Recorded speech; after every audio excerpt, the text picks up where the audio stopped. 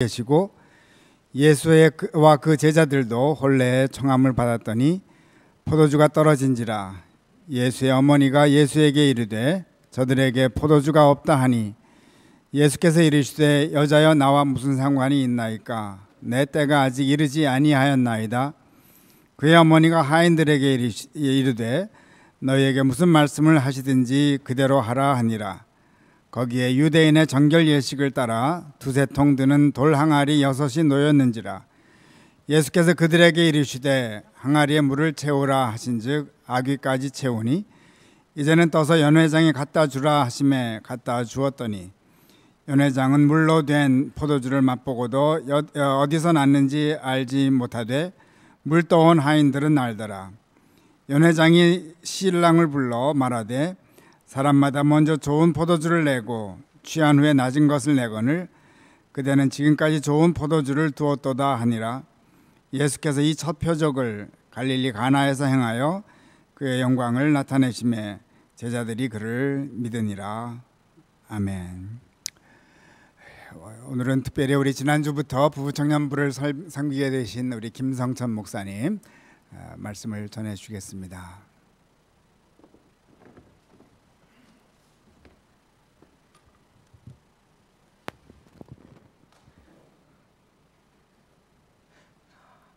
반갑습니다. 네. 지난주부터 부부청년부에서 함께 신앙생활하게 된 김성천 목사입니다. 혹시 오늘 처음 저희 교회에 나오신 분들이나 또 오래간만에 나오셔서 우리 담임 목사님의 설교 말씀을 기대하셨던 분들은 제가 이렇게 말씀을 전하게 되어서 참 죄송하고 송구하고 실망하지 마시고 한 주 더 나오시면 오늘은 정식 버전이 아님을 이해해 주시고 이렇게 참아주시면 감사하겠습니다. 제가 최선을 다하겠습니다. 제가 기도하고 하나님 말씀 듣겠습니다. 좋으신 아버지 감사합니다. 이 시간 주님의 사랑하는 자녀들, 종들 주님 앞에 나왔습니다. 하나님 누가 와 있는지 보시고 또 어떤 마음으로 왔는지 하나님 다 아십니다. 오늘 하나님께서 예비하신 은혜로 한 분 한 분에게 주시되 하나님 생각을 바꾸어 주시고 하나님보다 높아진 생각에 견고한 진이 말씀 앞에서 무너지게 하시고 하나님의 말씀의 진리로 우리가 밝아지고 하나님의 소망을 얻고 기쁨을 회복하게 되는 이 시간 되게 하옵소서. 하나님 뭐라 말할 줄 모르는 어눌한 종이 이 자리에 섰사오니 하나님 친히 이 공간을 다니시며 한 분 한 분을 밝혀주시고 그 마음에 직접 말씀하여 주시기를 간구합니다. 이 시간 온전히 주님께 의탁드리며 이 모든 말씀 예수님의 이름으로 기도하옵나이다. 이 시간 우리가 말씀드릴 때 하나님께서 이런 마음을 주셨으면 좋겠어요. 다시 시작하고 싶다. 내가 했던 건데 그냥 이렇게 지쳐서 그만뒀어요. 근데 하나님께서 오늘 우리 가운데 다시 시작해야겠구나. 여기서 끝내면 안 되겠구나. 이런 마음을 하나님께서 주셨으면 좋겠어요. 누구든지 잘하고 싶은 게 있습니다. 공부하는 학생들은 공부를 잘하고 싶고, 그리고 사업하시거나 직장에서 일하시는 분들은 일을 잘하고 싶으시고, 그리고 아기를 낳으신 분들은 아기를 잘 기르고 싶습니다. 저는 지금 말씀을 잘 전하고 싶고, 누구나 다 잘하고 싶은 게 있죠. 요즘에 젊은 사람들은 뭘 잘하고 싶을까요? 제가 미국으로 오기 바로 직전에 한국에서 한국 군대의 목사였습니다. 군대에서 일하는 목사. 그래서 젊은 분들을 많이 만날 수 있었는데, 이제 제대하기 직전 이제 그 사회로 나가는 날을 앞둔 그분들에게, 이제 그 친구들에게 물어봅니다. 나가면 어떤 바람이 있냐, 어떤 소망이 있냐 하면 그 대답은 2가지로 요약이 됩니다. 첫 번째는 취업을 잘하고 싶다. 왜냐하면 요즘에 취업난 다 아시잖아요. 그러니까 평생 직장은 아니더라도 아침에 가방 들고 일할 곳은 있었으면 좋겠다 하면서 취업을 잘하고 싶다. 2번째 많이 하는 대답은 뭐냐면, 그렇게 취업해서 자리가 잡히면 좋은 사람 만나서 결혼하고 싶다. 그래서 이렇게 취업 잘하고 싶고 또 그래서 결혼해서 팔자를 고칠 것은 아니지만 그래도 이렇게 아픔과 기쁨과 행복한 순간과 어려운 순간들을 다 함께 할 수 있는 그런 배필을 하나님이 주셔서 결혼하고 싶다. 이렇게 이제 얘기들을 많이 합니다. 그렇게 취업도 잘 되고 사람도 만나서 결혼할 이제 순간이 다가오면 어떻게 하죠? 이제 결혼식을 준비하겠죠. 그러면 여러분들은 다 해보셔서 알겠지만, 안 하신 분도 계시지만, 결혼식 준비할 때는 이거 어디서 결혼식을 하지? 신부 쪽에서 할까? 아니면 신랑 쪽에서 할까? 아니면 주례는 어떤 분에게 맡길까? 아니면 축가는 누가 해주지? 그리고 가장 중요한 건 결혼 음식은 어떻게 할 것인가? 잔치국수를 할까? 갈비탕을 할까? 아니면 스테이크를 할까? 이거 힘드니까 그냥 뷔페로 하자 해서 이제 음식을 준비하면서 너무너무나도 들뜨고 흥분되는 순간들을 우리가 다 이제 겪습니다.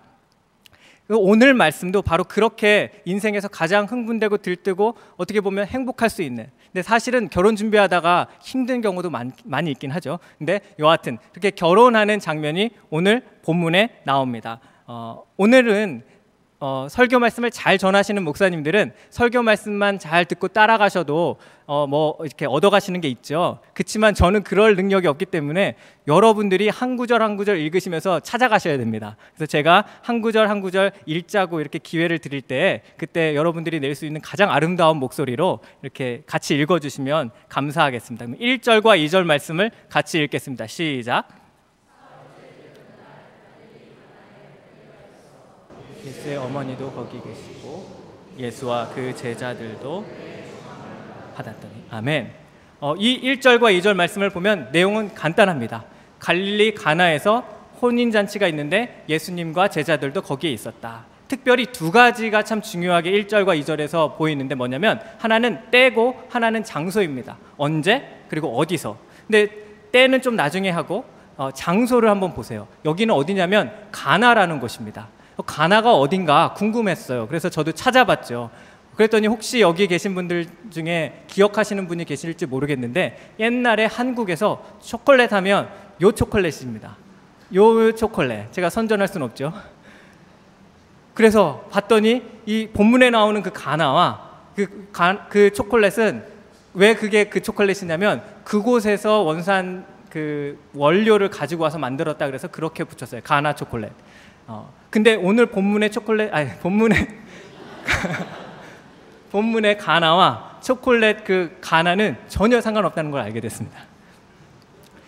그리고 가나를 그럼 어디인가 학자들이 막 찾았어요. 여러분들 고고학자들 아시잖아요. 땅 파고 다니는 분들. 이분들이 이스라엘을 샅샅이 뒤집니다. 그래서 이스라엘은 쉽게 말하면 박피 시술을 받은 땅입니다. 왜냐면 거기에 여기저기에 옛날 성경에 나오는 지명들이 너무 많이 나오기 때문에 다 파보고 한번 쑤셔보고 그래요. 그래서 나올 것들은 다 나옵니다. 근데 가나가 발견이 안 되는 거예요. 이게 참 중요합니다. 왜냐하면 예수님이 처음으로 표적을 베푸신 그리고 예수님이 주로 활동했던 그 동네가 안 나온다는 거예요. 그럼 왜 안 나올까요? 너무 오래돼서 발견이 안 되는 것일까요? 아니에요. 옛날 도시들도 지금 다 발굴이 되고 있어요. 그래서 그 도서관도 발굴돼서 거기에 옛날 문서들이 막 다 토판으로 이렇게 읽혀지고 그리고 막 그 신전 재단들도 막 나와서 옛날 종교가 어떻게 됐는지도 어느 정도 다 알게 됐는데 가나가 이게 발견이 안 되는 겁니다. 왜 그런가? 오래돼서가 아니라 가나가 원래 뭐가 없는 동네였어요. 별 볼 일 없는 동네였다는 거예요. 근데 예수님이 그곳에 계셨다는 거예요. 예수님은 사실 갈릴리에서 활동하신 분으로서 별로 출신 성분이 내놓으라 할 것이 없습니다.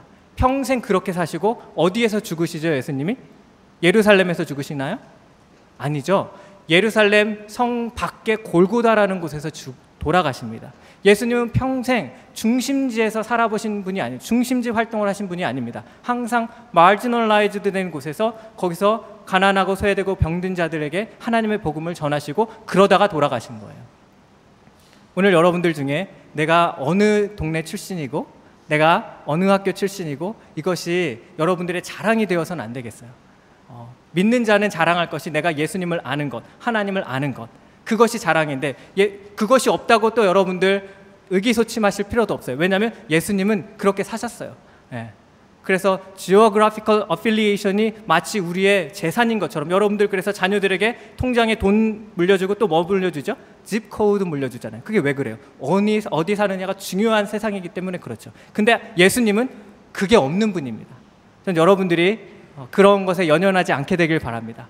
하나님이 있게 하시는 곳에서, 거기서 하나님이 하게 하시는 곳에서, 거기서 하나님이 하게 하시는 방법을 따라 살다가, 그리고 주님 앞에 가는 게 우리의 삶입니다. 내가 어디에 있고 내 주소가 어디인 것, 내가 뭐가 있는 동네에서 사는 것, 이것이 중요한 게 아닙니다. 우리 동네에 뭐가 영화관이 있다, 뭐가 있다, 이런 거는 다 부차적인, 그런 데서 사시지 말라는 게 아니고, 그런 데서 사시면 하나님께 감사하시고 이런 기회를 주셨으니, 그렇지만 그것이 나의 궁극적인 자랑은 아닌 거예요. 그것이 나의 궁극적인 아이덴티피케이션은 아니라는 거죠. 근데 예수님이 그런 가나에서, 듣지도 보지도 못한 동네에서 지금 이 일을 하고 계시다라는 겁니다. 또 하나는 때입니다. 언제 1절을 보니까 사흘째 되던 날, 어떤 날로부터 사흘째냐면 예수님이 공생애를 시작한 바로 그 시점에서 사흘째, 그러니까 공생애를 막 시작하신 거죠. 예수님이 제자들을 모으고 사람들이 예수님께 막 따라붙어요. 그래서 어떤 사람들은 예수님 어디 사십니까 하면서 막 스토킹하는 질문까지 해요. 막 따라가겠다는 거예요. 근데 예수님이 그렇게 바쁜 시간에, 공생애를 시작한 시간에 듣지도 보지도 못한 동네에서 일어나는 결혼식, 어디 호텔에서 하는 것도 아니에요. 어디 대단한 동네에 가서 하는 것도 아니에요. 그냥 가나라는, 지금은 발견도 되지 않는 땅에서 하는 그 결혼식에 초청을 받아서 앉아 계시다는 거예요. 이게 바로 예수님이십니다. 우리가 듣지도 보지도 못한 사람이에요, 하나님 앞에서. 그런데 우리가 그 예수님을 듣는 순간, 예수님을 초청했을 때 그 예수님은 거부하지 않으시고 거절하지 않으시고 거기에 껄랑각 앉아 계시는 거예요. 손님으로 앉아 계시는 거예요. 그래서 우리가 예수님을 알게 되고 예수님을 믿게 되는 거죠. 그래서 예수님이 그렇게 힘든 공생애가 시작되는 바쁜 시간에, 우리는 바쁜 사람들 많이 알죠. 그리고 여러분들도 바쁘신 분들 중에 한 분이시고, 그러면 어떤 초청이 오면 어떡하죠? 선별해서 갑니다. 중요한 것, 안 중요한 것. 그래서 안 가기도 하고, 아니면 누굴 대신해서 보내기도 하고, 그리고 아니면 선물만 보내기도 하고. 그것도 참 중요합니다. 그냥 아예 모르는 척하는 것보다는. 그런데 예수님은 본인이 직접 와 계신 거예요. 본인이 직접 우리의 볼품없는 인생 속에 와 계신 거예요. 그게 바로 예수님이셨어요. 그래서 제자들도 그곳에 있고, 근데 그 결혼식에 문제가 생겼습니다. 3절에 그 문제가 나오는데 3절 말씀을 함께 읽겠습니다. 시작. 떨어진, 요까지. 포도주가 떨어진지라. Stop there. 포도주가 떨어졌어요. 결혼식이 잘 진행되고 있었는데 포도주가 모자란 거예요. 부족한 거예요. 우리가 인생에서 만나는 대부분의 문제는 뭐가 아예 없어서 만나는 문제는 거의 없습니다. 아예 악기가 없으면 우리가 악기 없이 찬양할 수 있습니다. 아예 또 없는 거 많죠. 근데 찬양을 하다가 기타를 가지고 찬양을 했는데 줄이 하나 띵 하고 나가요. 그럼 그때부터 부족한 줄 때문에 문제가 생기는 거예요. 우리가 만나는 대부분의 문제는 처음에는 있었는데 그게 끝까지 못 가기 때문에 문제가 생깁니다. 그게 부족이에요. 그게 모자람이에요. 머리도 마찬가지입니다. 제가 머리가 빠지는데 이게 아예 없으면 좋겠어요. 근데 조금 있으니까 이게 문제입니다. 이걸 어디로 가르마를 타야 되나. 이게 문제입니다. 모자란 게 문제예요. 이 혼주도, 이 결혼식을 준비한 사람도 아예 포도주 대충 준비하자, 모자라면 모자라게 그냥 준비하자, 이렇게 대충 막 하지 않으셨을 거예요. 가급적이면 모든 사람들이 즐겁고 기쁘게 결혼식에 참석해서 이렇게 마시고 먹을 수 있게 준비를 하셨을 거예요. 그렇지만 사람이 더 왔다든지, 아니면 오신 분들 중에 평소에는 잘 안 하시는데 그날 너무너무 기분이 좋아서 많이 드셨다든지, 어떤 예상치 못한 변수에 부딪혀서 이게 모자라게 된 겁니다. 우리가 일을 할 때도 처음부터 에이 망하자 하고 시작하시는 분은 아무도 없어요. 잘 해보려고 하는데 하다 보니 예상치 못한 변수에 막혀서 우리가 힘이 붙이게 되고 자금이 모자라고, 하다 보니까 시간이 없고, 하다 보니까 아이디어가 고갈되고, 하다 보니까 참다 인내가 바닥나고, 그리고 살다 보니까 애정이 모자란 겁니다. 그러지 않게 되길 바랍니다. 이게 우리의 현 주소입니다. 인간은 모자란 겁니다. 모든 경제의 문제가 바로 이거예요. 우리의 욕구는 한이 없는데 우리의 현실은 모자란 거, 부족하고 중간에 떨어지는 것이죠. 이게 바로 이 잔칫집에서 만난 현실입니다. 그런데 이 모자라다는 것보다 더 중요한 게 있습니다. 뭐냐면 어떤 게 지금 여기서 모자라죠? 잔칫집 음식 중에서 어떤 게 모자라죠 지금? 포도주. 네. 결혼식에는 뭐 전도 있고 잡채도 있고 뭐 식혜도 있고 여러 가지 음식이 있었을 거예요. 그렇지만 유독 포도주가 지금 모자란 겁니다. 이 성경에서는 포도주가 종종 기쁨과 연결이 됩니다. 포도주 하면 기쁨을 represent 하는 거예요. 그래서 성경에 보면은 많은 경우에 뭐 하나님이 나에게 주신 기쁨은 우리 집에 포도주가 아주 가득할 때보다도 더 기쁩니다. 그러니까 포도주가 기쁨의 상징인 거죠. 그래서 포도주, 이것은 기쁨을 상징하는 거죠. 이건 뭐냐면 포도주가 모자란 현실은 어떤 상태냐면 다른 건 다 있는데 내가 갈 직장도 있고 내가 갈 학교도 있고 그리고 집도 있고 차도 있고 남편도 있고 아내도 있고 자녀도 있는데 사는 낙이 없는 거예요. 기쁨이 없는 거예요. 하긴 하는데 내 안에서 충만한 기쁨이 없는 거예요. 뭔가 고갈되고 텅 빈 소리가 내 속에서 나는 거예요.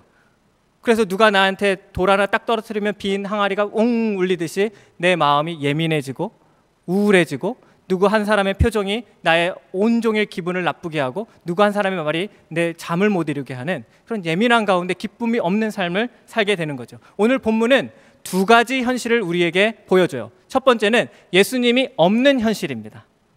그리고 뒷부분에는 예수님이 계시는, 예수님이 있는 현실, 이 두 가지 현실이 나옵니다. 근데 이 두 가지 현실에서 없는 현실에서 있는 현실로 가야 되는데 이제 가게 될 건데 이 없는 현실에서 있는 현실로 가게 하는 중요한 역할을 하는 사람이 나옵니다. 3절을 마저 다 읽겠습니다. 처음부터 3절을 끝까지 다 읽겠습니다. 시작. 떨어진지라 예수의 어머니가 예수에게 이르되 저들에게 포도주가 없다 하니. 아멘. 여기서 예수님의 어머니 마리아가 나옵니다. 예수님의 어머니 마리아 때문에 예수님이 없는 현실이, 사실은 없는 건 아니고 손님으로 계셨던 현실이 이제는 예수님이 계시는 현실로 갑니다. 이 말이 어렵죠. 예수님이 없는 현실, 예수님이 있는 현실. 말이 어려운데 쉽게 말하면 뭐냐면 마리아 때문에 상태가 좋아졌다는 거예요. 죽어가던 상태가 이제 살아나는 상태로 상태가 좋아졌다는 거예요. 전 여러분들 때문에 여러분들을 만나시는 분들이 상태가 좋아지게 되길 바랍니다.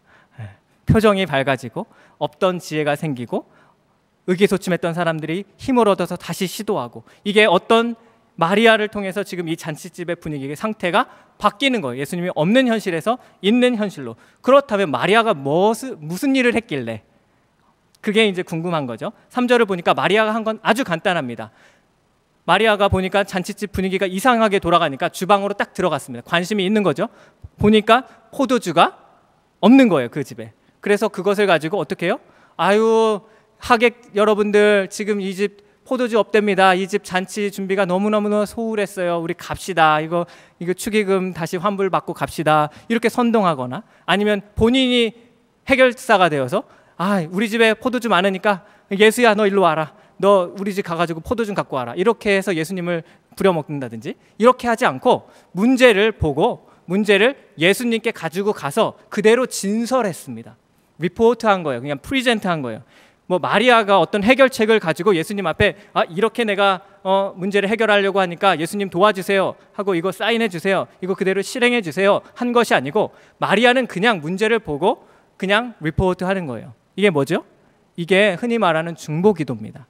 우리가 누구의 결핍과 결여와 문제를 보았을 때 하나님 앞에 나가서 그걸 그대로 진설하는 겁니다. 그냥 우리가 하나님 앞에 어떤 제안을 할 필요가 없어요. 이걸 해결하려면 이렇게 해야 되는데요, 하나님 저렇게 해야 되는데요, 하나님 이렇게 해주세요 할 필요도 없습니다. 왜냐하면 문제를 진설하면 예수님이, 하나님이 그 문제의 해결책을 주시기 때문에. 많은 경우에 우리가 해결사가 되고 싶어하고 우리가 지혜를 발휘해서 누구에게 어드바이스를 주려고 할 때가 많습니다. 근데 중보기도는 거기까지 갈 필요가 없습니다. 그냥 내 아내가 결여돼 있습니다. 이 부분이 없습니다. 주님 아시죠? 내 남편이 이 인내가 부족합니다 하고 그냥 말하면 돼요. 말하고, 그치만 그냥 주문을 외우듯이 말하는 게 아니라 하나님이 개입해 주시기를 원하는 마음으로 말을 하는 거죠. 그래서 마리아가 한 것은 바로 그거예요. 그냥 문제를 있는 그대로 진설하고 리포트하는 거. 그랬을 때 예수님이 어떤 대답을 하셨을까요? 예수님의 대답이 약간 의외의 대답인데 4절에 나옵니다. 4절 말씀을 같이 읽겠습니다. 시작. 무슨 상관이 있나이까? 내 때가 아직 이르지 아니하여.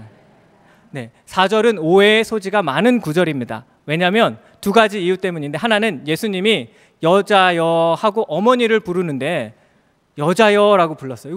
이거는 아주 무례하게 느껴지죠. 왜냐하면 여러분들의 어머니께 이 여자가 이렇게 하면 안 되잖아요. 이거는 미국에서도 안 통하고 한국에서도 안 통하는 거예요. 근데 여기서는 통해요. 왜냐하면 이 여자여라는 말은 극존칭입니다.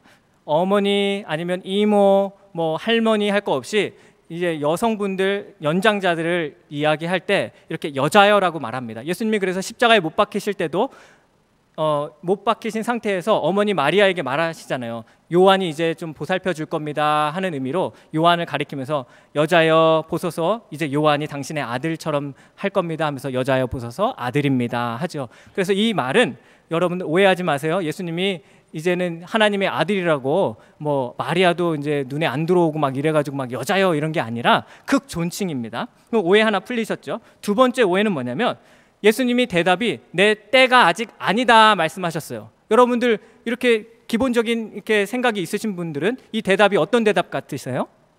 예수님이 하시겠다는 걸까요? 안 하시겠다는 걸까요? 안 하시겠다는 거죠. 근데 여러분들 다 아시잖아요. 하셨어요? 뭘 안 하셨어요? 그럼 뭐예요? 이거 지금 예수님이 그냥 생색내는 겁니까? 처음에 한번 빼보는 겁니까? 이렇게 한번 빼야지 이게 사람 같이 높아지니까? 그게 아니라 때는 두 가지 항상 의미가 있습니다.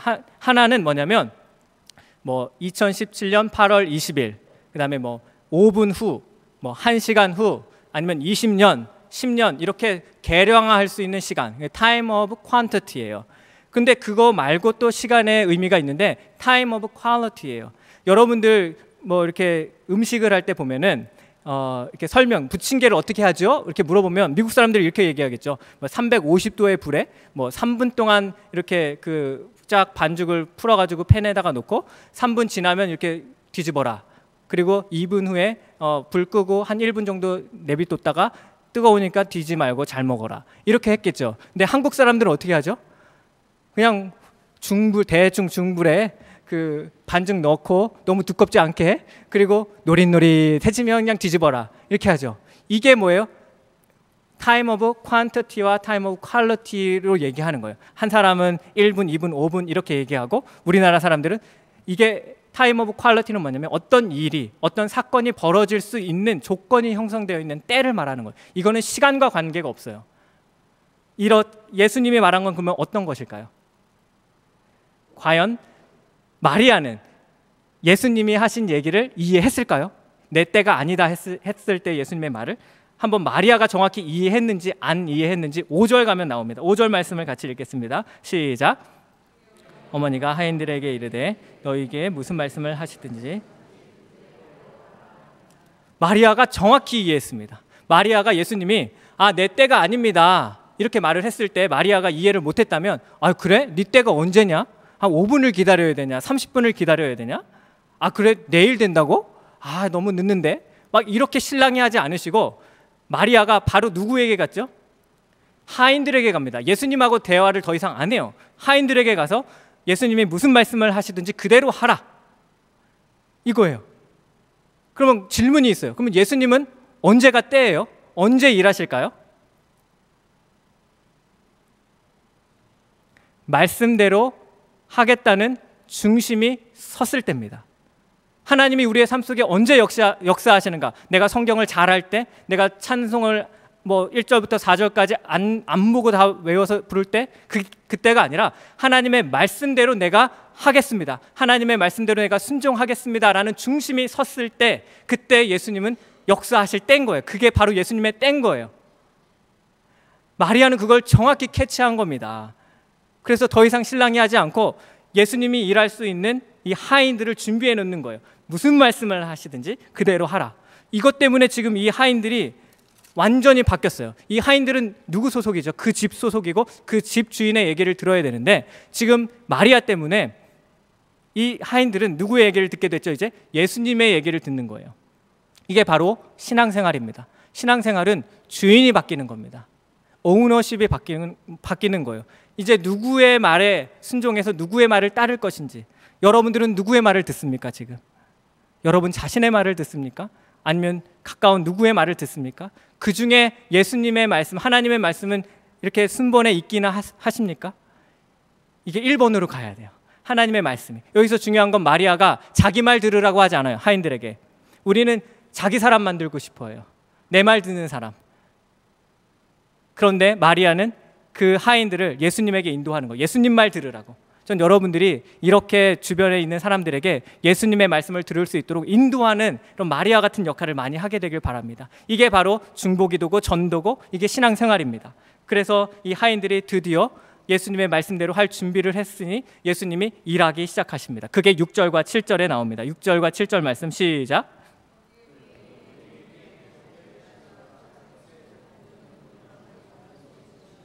7절.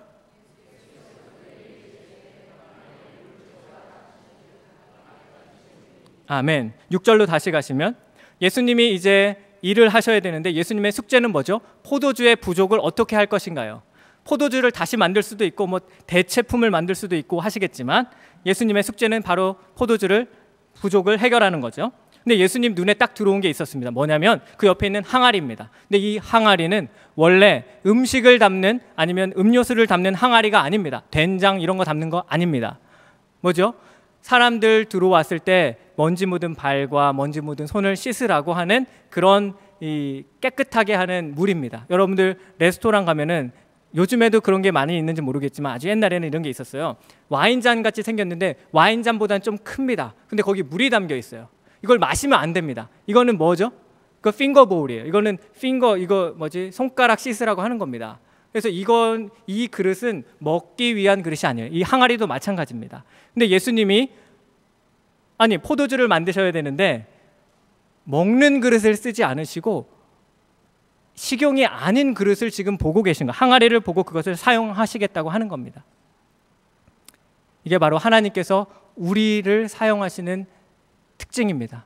우리가 지금 여기 다 그럴싸하게 앉아 계시지만 우리가 하나님 앞에 서면 하나님이 내가 하나님께 나를 써달라고 할 수조차 없는 우리의 모습들이에요. 근데 예수님은 우리 항아리 같은, 원래는 그 용도가 아닌 항아리 같은 우리들을 선택하십니다. 그때는 그게 의미가 뭐죠? 용도를 변경하시겠다는 거예요. 하나님이 우리의 인생 속에 들어오실 때 그게 일어납니다. 용도 변경입니다. 하나님이 우리를 선택하시고 쓰실 때는 내가 쓸만해서 내가 그럴만해서 하시는 것이 아니고 아닌 거 아는데 부르신 거예요. 아닌 거 아닌데 우리가 하나님 앞에 나와 있는 거죠. 여러분들이 다 보시면 아시겠지만 제가 설교를 할 때 굉장히 능숙하지 않습니다. 저는 목사가 되기로 어렸을 때부터 소원을 했지만 제가 목사가 될 자질이 있는 사람은 아니었어요. 그래서 잘하면 잘할수록 제 안에 이건 내가 할 일 아닌데 라는 생각이 많이 들었죠. 특히 그 중에 하나가 다른 사람들 앞에서 말하는 게 너무너무 힘들었어요. 그리고 무섭고 막 이렇게 콩당콩당 뛰고 얼굴 빨개지고 그게 스트레스였어요. 아닌 거 아는데 하나님이 시켰다니까요 지금. 지금 제가 여기 와 있는 게 바로 하나님이 불쌍히 여기서 아닌데 지금 세우신 거예요. 그러니까 여러분들이 감안하고 이해하고 들으셔야 됩니다. 제가 군대에 갔는데 군대는 이렇게 좋은 시스템이 없습니다. 그래서 가끔씩은 마이크가 나가요. 그리고 전기가 다 나가요. 그러면 어떻게 해야죠? 그냥 육성으로 해야 되죠. 그냥 저기까지 목소리가 들리도록 해야 되는 거예요. 근데 제가 쭈뼛쭈뼛하고 말을 못하면 이게 예배가 끝나는 겁니다. 안 되는 겁니다. 그래서 제가 이거 이렇게 해서 안 되겠다. 내가 목사 될 자질은 없는 거 하나님이 알고 부르셨으니 그치만 내가 어떻게 하오리까 연습하는 거죠. 그래서 입에 볼펜을 물고 발음 정확하게 그치만 멀리 뻗도록 그래서 교회 뒤 저 문이 내 소리를 듣고 열리도록 그렇게 연습하는 거예요. 그리고 식당에 가서도 쭈뼛쭈뼛하지 않고 식당에 가서 아주머니 여기 뭔 말 하는지 모르게 말았던 제가 동네 짜장면집에 가서 아줌마 여기 단무지 한 그릇 추가요. 이렇게 말하면서 내 마음과 내 생각이 나는 아니지만 하나님이 나를 사용하시니 내가 어떻게 해서라도 하나님이 쓰시도록 해야 되지 않겠냐 하면서 이렇게까지 온 거예요. 아닌 거 알고 하나님이 우리를 사용하셨다. 이게 예수님이 항아리를 보셨을 때의 마음이에요. 용도 변경. 근데 그 항아리에 뭐를 채우라고 하시죠? 7절 보니까 물을 채우라 하시죠. 아까 제가 말씀드렸죠. 포도주는 성경에서 뭐라 그랬죠? 뭐를 대표한다고? 뭐를 상징한다 그랬죠? 포도주는 뭐? 역시 보스턴 한인교회 수준이 참 높습니다. 5분 전 얘기한 거 다 까먹으시는데 여긴 다 기억하고 계시네요. 근데 말씀은 답을 말씀드렸네. 물은 보통 성경에서 말씀을 상징해요. 그래서 에스겔서나 요한계시록에 보면 전능자의 음성이 많은 물소리 같다. 그리고 에베소서 보면은 물로 씻어 정결하게 하고 말씀으로 깨끗하게 한다. 그래서 이 물과 말씀의 이미저리가 똑같아요. 거의 이제 같이 갈 때가 많아요. 안 그런 경우도 있지만. 그래서 저는 이 물을 채우라는 말씀을 예수님이 이 말씀을 우리에게 채우라는 말씀으로 받아들였어요. 말씀을 채우라. 물과 포도주는 아무 상관이 없는데 여러분들 우리가 생활에서 당하는 문제는 사실 하나님 말씀하고 아무 상관이 없을 수도 있어요. 연회장에게 갖다 주라 하심에 갖다 주었던. 아멘. 말씀을 우리가 많이 읽습니다. 그리고 성경 공부도